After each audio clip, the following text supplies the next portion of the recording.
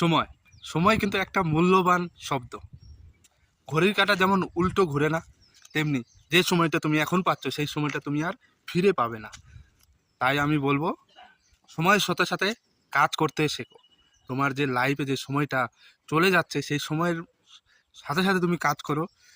পড়াশোনার সময় পড়াশোনা করো, কাজের সময় কাজ করো। পড়াশোনার সময় তুমি না করতে পারো তাহলে কিন্তু তোমার ভবিষ্যৎ অন্ধকার।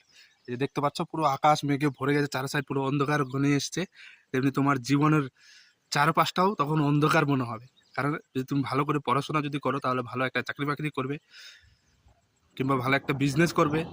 বিজনেসের জন্যও কিন্তু তোমার বুদ্ধি লাগবে। তার জন্য পড়াশোনা সময়ের সাথে সাথে তোমার পড়াশোনা করতে হবে, পয়সা কামাও, ঠিক আছে?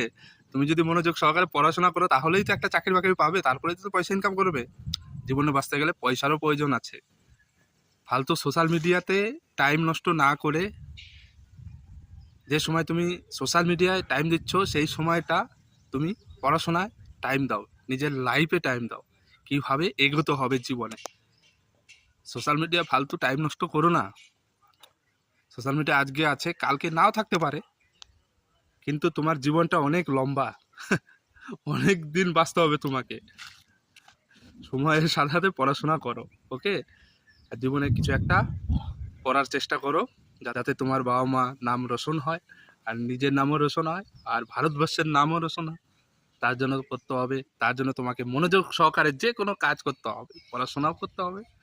এবার তুমি ভেবে নাও তুমি কি করবে, তা না হলে দেখতে পাচ্ছ অন্ধকার, এই অন্ধকার ঘনিয়ে আসবে।